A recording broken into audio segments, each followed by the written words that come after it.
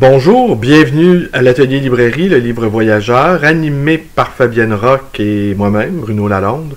Nous sommes à Montréal le 25 février 2020. Alors, voilà. Samedi dernier, nous nous sommes portés acquéreurs d'une bibliothèque privée de environ 6000 ouvrages. On a évidemment, pour accomplir cette tâche que l'on pourrait juger titanesque, il nous a fallu de l'aide de plusieurs personnes. Nous avons loué un camion et on a travaillé très fort. Je pourrais vous parler de cette bibliothèque-là, parce que vous le savez, les quelques-unes qui écoutaient mes petites vidéos, vous savez que je me suis qualifié moi-même, je me suis décerné le titre de psychanalyste des bibliothèques. Alors, en présence d'une bibliothèque d'une certaine importance, évidemment, 3 livres, ça rend la piste difficile, ça rend l'analyse du portrait difficile. Mais c'est faisable. 3 livres, c'est faisable. Mais il faut travailler fort. Tandis que celle-ci, 6000 livres, on pourrait dire, il y a de la matière première. Ben justement, on va y aller avec la matière première. Il y a 2 réflexions qui me sont venues. Et qui sont, je ne sais pas s'il y a un lien à faire, mais je vais tenter de le faire. Alors, comment on traite 6000 livres? Et pourquoi y a-t-il si peu de poètes qui font l'apologie de la société industrielle? Pourquoi n'y a-t-il pas plus de rêverie autour de la société industrielle? Je suis convaincu que vous êtes étonné, là. Je suis convaincu que vous vous dites où il veut en venir. Je vais essayer de m'expliquer, là. Ça fait longtemps que ça me turlupine, cette histoire-là, qu'il n'y ait pas de poète à faire l'apologie de la société industrielle. Parce que c'est un lieu commun, c'est entendu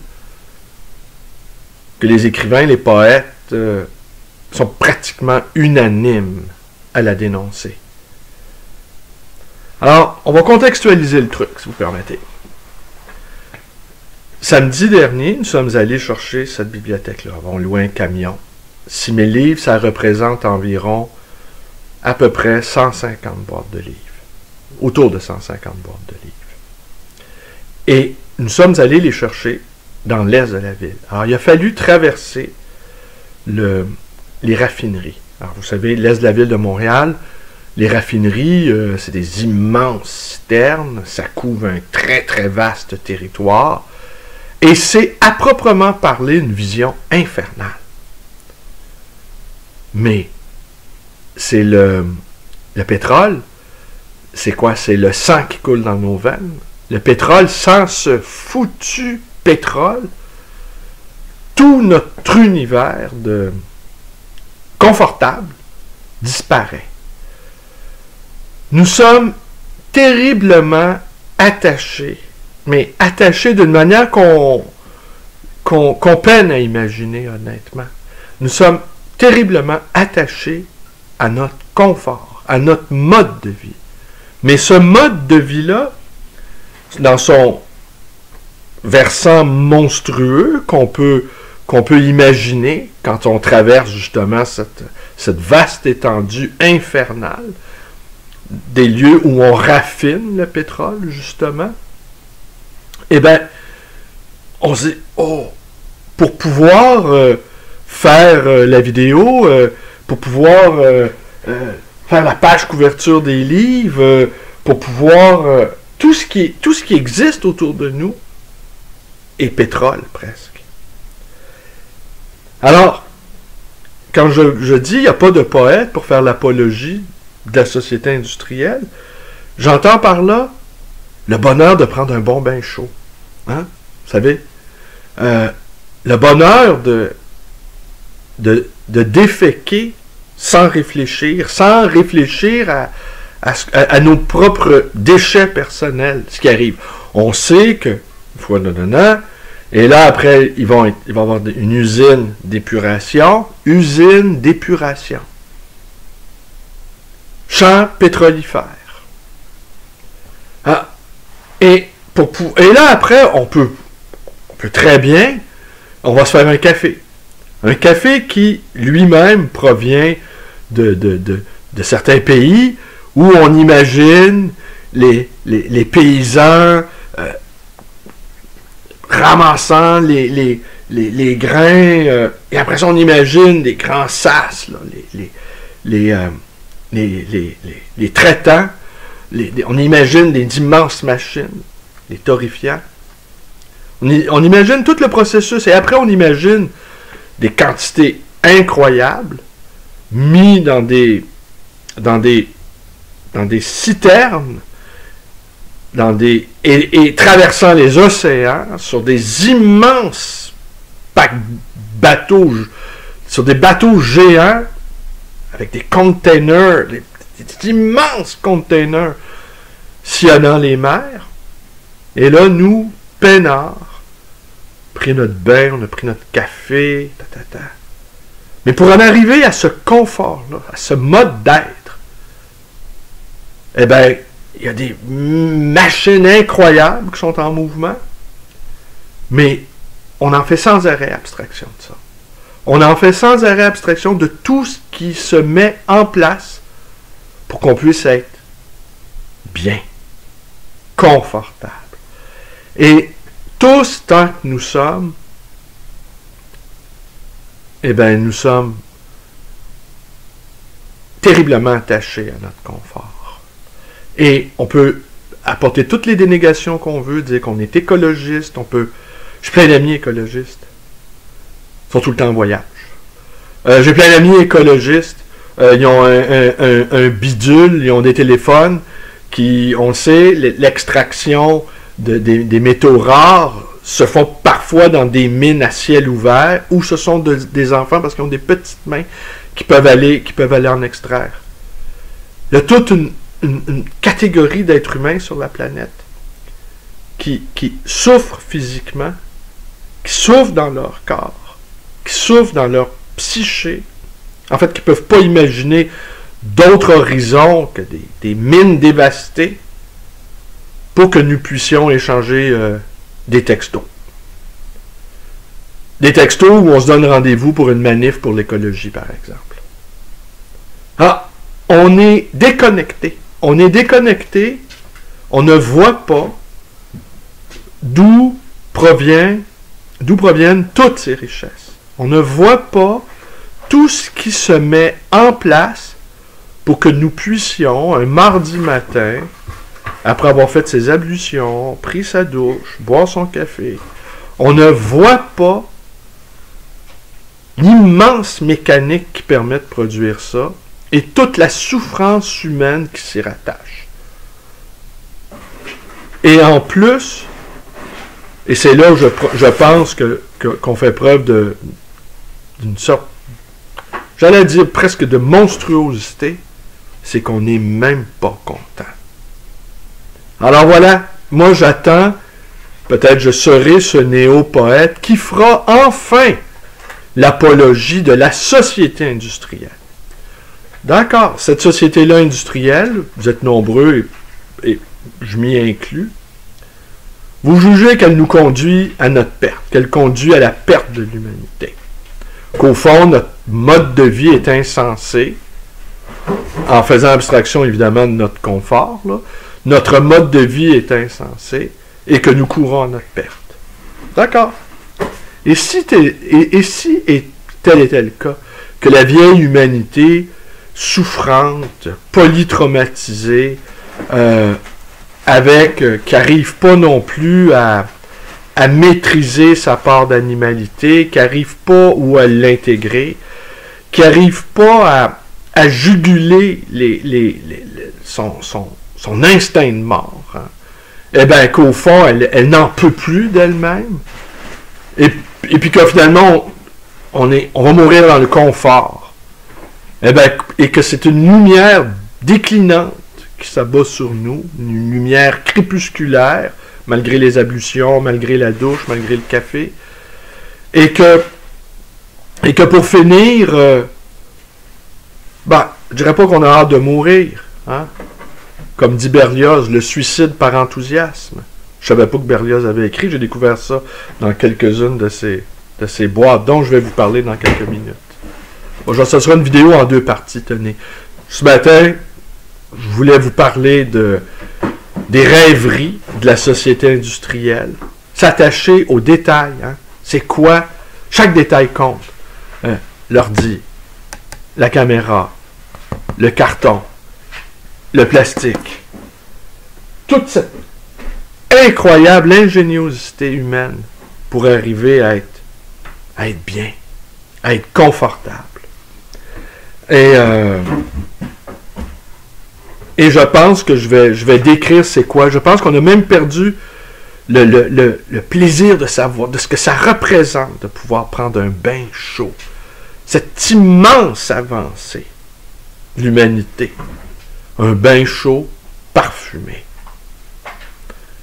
Alors, vous voyez derrière, à l'arrière, on voit Fabienne qui déjà qui a travaillé extrêmement fort.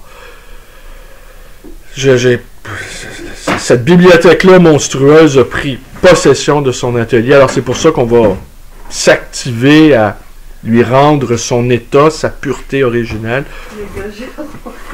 Fabienne, ton atelier, c'est ton antre où tu travailles. Non, mais c'est la pureté originelle. Un atelier comme le tien, c'est un Éden, c'est un paradis. On est d'accord?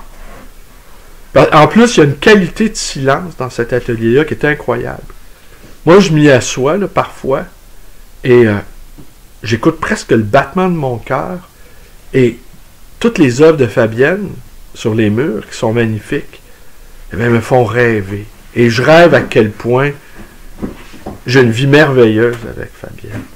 Elle est toujours dans la création, elle a toujours des projets, elle est toujours enthousiaste. C'est incroyable, je me réveille le matin, et puis je suis avec une femme qui a le sourire aux lèvres, qui est pleine de vitalité, de créativité, de générosité, en tout cas. Je pense que je vais l'en aller. Bon, d'accord. Bon, ok, maintenant parlons de comment on travaille 6000 livres. Bon, je vais vous reparler, peut-être pas aujourd'hui, pas aujourd'hui, puis peut-être même pas demain, de cette psychanalyse de cette bibliothèque-là. Parce que c'est une bibliothèque inquiétante. Ça, je dois avouer que il y a des éléments dans cette bibliothèque-là qui sont pas rassurants. Ça arrive parfois, parce que on découvre dans l'analyse, dans le décryptage des restes d'une bibliothèque, qui étaient les propriétaires. Parfois, c'est des érudits, c'est des génies, c'est des êtres extraordinaires et magnifiques. Et parfois, c'est presque des monstres. Et c'est troublant quand le clivage entre des livres, entre une bibliothèque, une belle bibliothèque, et la monstruosité de son propriétaire. Ok, maintenant je vais conclure cette vidéo. Vous êtes un peu fatigué, vous avez compris, on a travaillé très fort, par comment on traite 6000 livres. Ok, je vais vous donner un exemple. Okay. Là, vous avez un petit aperçu de ce que c'est. Alors, 6000 livres, c'est 130 boîtes. On fait un immense temps. Et on traite ça comme si c'était de la matière première. On doit faire de l'extraction. Pour rester avec la métaphore pétrolière et minérale, on fait une extraction. Alors, je vais vous donner un exemple. Je vais prendre une boîte au hasard et je vais vous montrer comment ça se passe. Évidemment, il va une boîte à la fois. Alors, une grosse roche à la fois.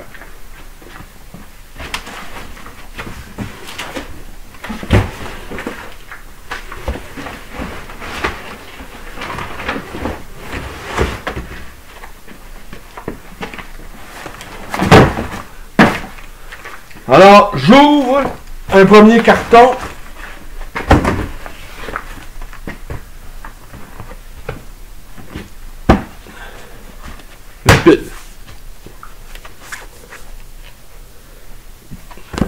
Gravure, CD et DVD pour les nuls. Ça, est-ce que vous pensez sincèrement que je peux revendre ça? Non. Ça, c'est du déchet. Hop, boîte déchet, voilà. Une boîte, déchet. Là, vous allez dire, ah non, non, non, faut le donner. Non. On ne donne pas ses souliers troués, on ne donne pas ses vestons élimés. Aux pauvres, on ne donne que des belles choses neuves. C'est de la marde. Donc, destruction. Ouais, on sait le chemin que ça va prendre. Ça va prendre, on va mettre ça dans les bacs à recyclage, ça va finir dans des containers géants qu'on va expédier en Chine. Les Chinois vont regarder ça, ils vont dire c'est de la merde. Ils renvoient le bac-pot, ça de retour au port de Montréal. Hein? Voilà. Muslim citizen of globalized world. OK. Non. Destruction. William Golding. Ah oui, ça c'est l'homme qui a écrit Le Dieu des mouches. Puis c'était pour son 75e anniversaire. Ça, c'est un cas problème. Parce que ma section de livres en anglais n'est pas très bonne. Et je pense revendre à un confrère libraire des livres en anglais. Mais, comme je veux faire une bonne affaire, je veux lui proposer que des bons livres que je sais qu'il va pouvoir vendre facilement dans sa librairie. Est-ce que Golding se vend encore chez les anglophones? Je dirais que oui. Alors, hop, on le met dans une boîte destinée à un confrère. Cette nuit, La Liberté. Ah, je l'ai lu ce livre-là. Oui, je l'ai lu ce livre-là quand j'avais à peu près 15 ans. C'est sur la libération de l'Inde, en 1947, si ma mémoire est bonne. Et ce qui a suivi, c'est-à-dire une guerre civile avec les musulmans pakistanais. Parce que, voilà. Mother India, l'indépendance ne s'est pas faite sans heurte. Et c'est ce qu'il nous raconte là-dedans. C'est un portrait de Gandhi. C'est un assez bon livre, je dirais. J'ai beaucoup appris en le lisant. Mais est-ce que Dominique Lapierre et Larry Collins, c'est un best-seller traduit, qui a été traduit en plusieurs langues et qui s'est vendu à quelques millions d'exemplaires, est-ce qu'on lit ça encore? D'après ce que mon expérience professionnelle de libraire me dit, c'est que c'est difficile. Donc, mais ça, c'est pas de la merde. Hein? Ça se donne. C'est compliqué, mais... Alors, ça s'en va au don. Aurélien d'Aragon. Ah ben, c'est assez amusant. Un deuxième livre que j'ai lu. Alors ça, c'est un livre magnifique. Franchement, là, on ne peut... Oh ben, attends là. On ne peut qu'en dire du bien de ce livre-là. C'est un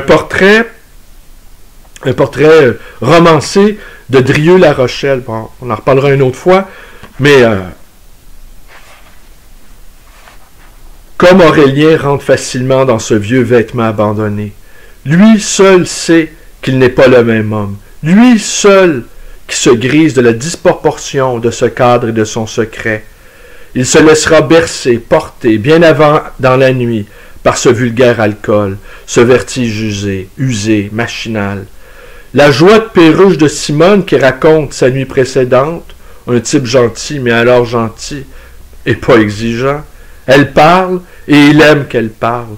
C'est la vraie solitude où monte la romance profonde.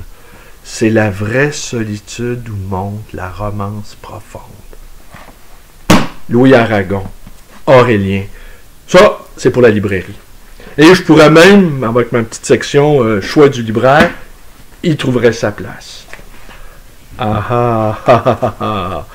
James Baldwin. Ça, c'est bon.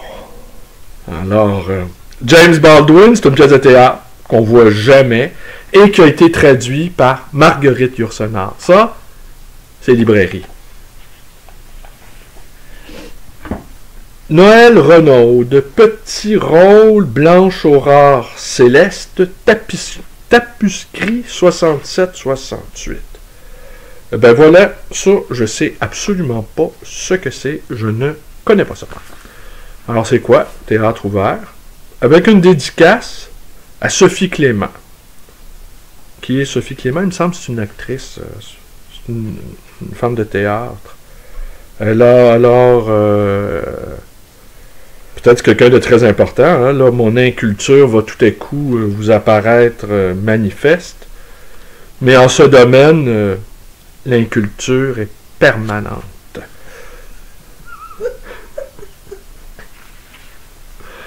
Qu'un problème. Jumpers de Tom Stoppard. Alors, c'est une pièce de théâtre. C'est sûr que si on fait comme ça, Non, non, ça mais- va prendre du temps. Non, non, mais d'habitude, je suis pas mal plus rapide. Je vais juste vous montrer comment ça se passe, le raffinement. Ça arrive. Voilà. C'est long. Ah ah. Nietzsche, Aurore.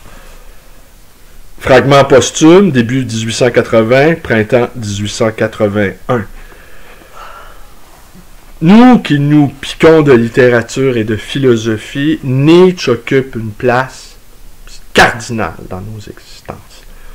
Nietzsche, je ne l'ai jamais quitté. Je suis toujours avec Nietzsche. Il n'y a pas un jour dans ma vie où je n'ai pas pensé à Nietzsche, où je n'ai pas eu de plaisir à penser.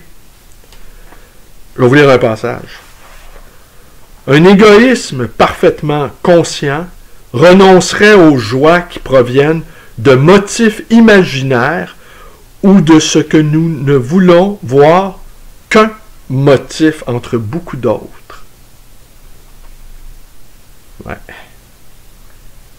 Le génie, comme un homard aveugle, là on pense à Peterson, hein, ce fameux Peterson. Il a écrit un livre, Les 12 règles. Attendez, attends. Le mec il a écrit un livre qui s'appelle Les 12 règles, puis c'est un junkie. Moi, on a écrit une 13e règle, ne te drogue pas. Mais bon, c'est ça les moralisateurs. Parfois, en tout cas, le homard avait la carapace molle, finalement. Le génie, comme un homard aveugle qui tâtonne sans cesse autour de lui et attrape à l'occasion quelque chose, il ne tâtonne pourtant pas pour attraper, mais parce que ses membres ont besoin de s'agiter. Ça, évidemment, ça se vend super bien. Gilbert Cesbron, il est minuit, docteur Schweitzer. C'est fini pour il est plus que minuit, Gilbert Cesbron. Hop, destruction. Une biographie de Janis Joplin, en anglais. M'étonnerait que mon confrère s'y intéresse.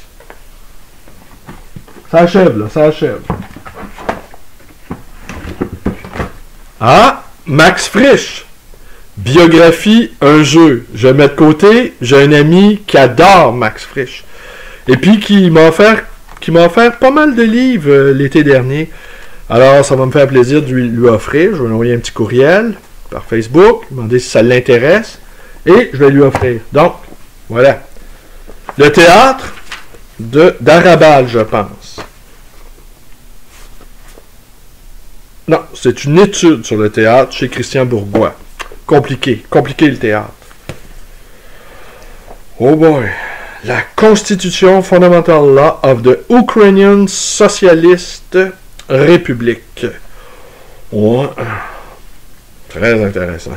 Très intéressant. Ça, je sais pas c'est qui, de philanthropiste. Ça achève.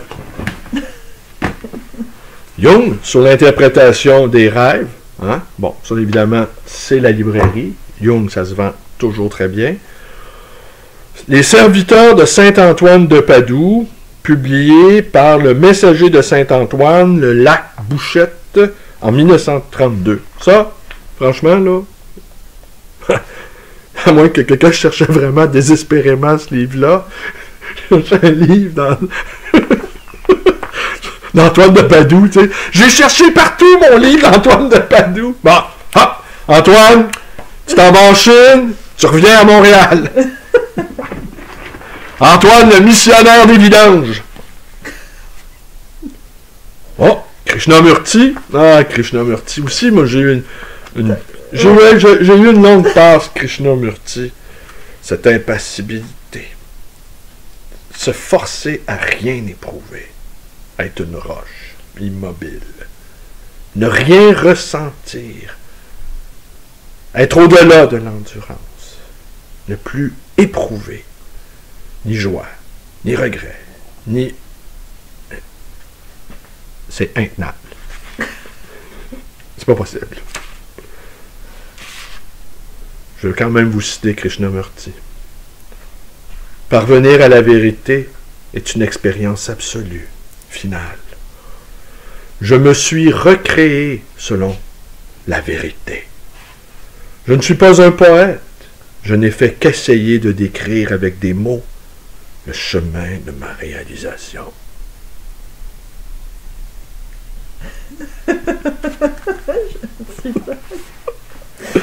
Le zen! La suite logique. Ah, ça, regardez.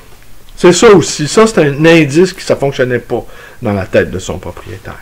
Vous avez vu, hein? Jung, Krishnamurti, Le zen. James Baldwin, et ça. Saint-Antoine de Padoue, et ça. Ça, c'est de la pure fumisterie. Ah, et il y en avait plein. Il y en a une pile qui est là. Bon, elle est là, la pile, justement. Et ça, c'est de la daube ésotérique.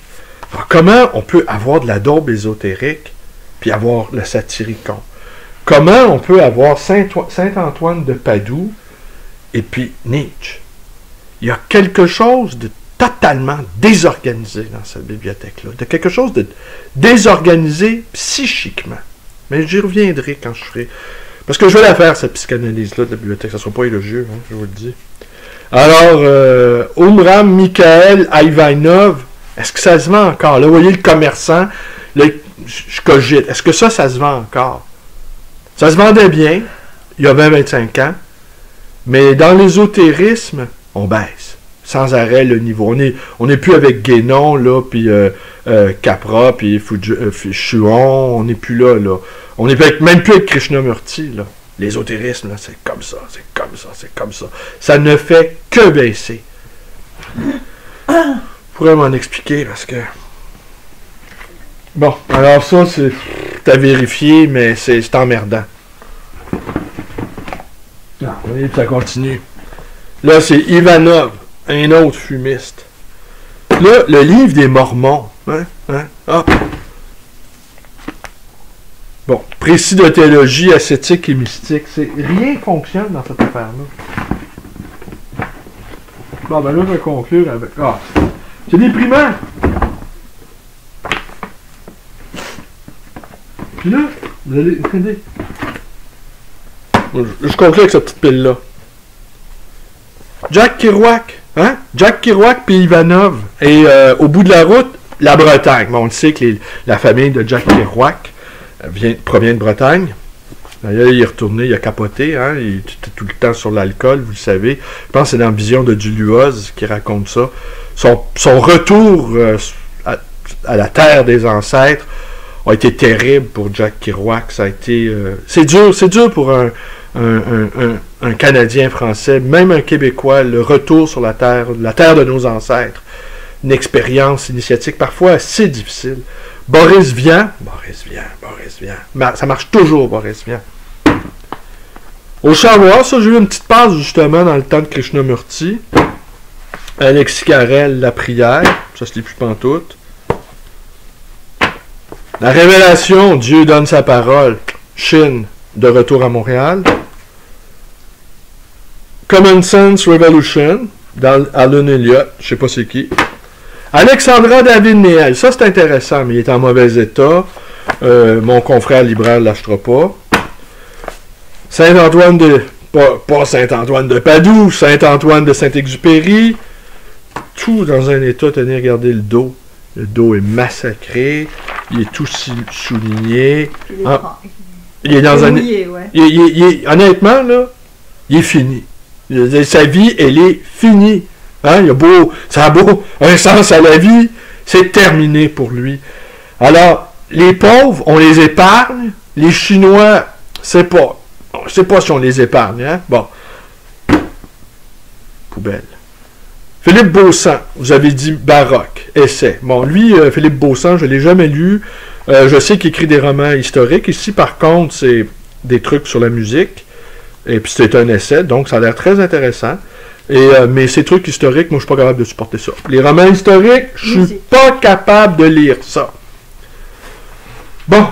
Alors, vous voyez, là, j'ai pris du temps pour vous expliquer comment. Alors, on traite la masse comme de la matière première et on extrait.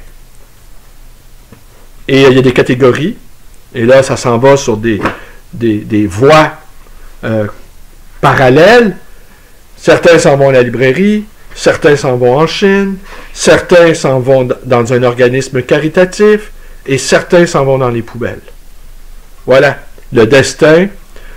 Tel sera le destin de cette bibliothèque personnelle que j'ai qualifiée de bibliothèque infernale parce que son propriétaire était un être. Il cherchait, mais s'il avait lu, ma conclusion est là-dessus, s'il avait lu, parce que aucun de ces livres-là presque n'est lu. Ça, j'ai plein d'indices qui me permettent de l'affirmer. Mais s'il avait lu, je dirais, seulement 10% de sa bibliothèque, c'est-à-dire 600 livres. S'il avait lu seulement 10% de sa bibliothèque, et il avait lu Aragon, Dostoïevski, Nietzsche, Kerouac, eh bien, sa vie aurait eu un autre sens. Si, au-delà de l'amour du livre, au-delà de l'amour de la bibliothèque, parce qu'évidemment, avoir autant de livres, il faut quand même les aimer. Mais ça aussi, tenez, il n'y avait pas que des livres. Il accumulait tout. Alors, c'était pas un monomaniaque, là. C'était également des milliers de disques, des transistors, des bouteilles d'alcool. C'était, là.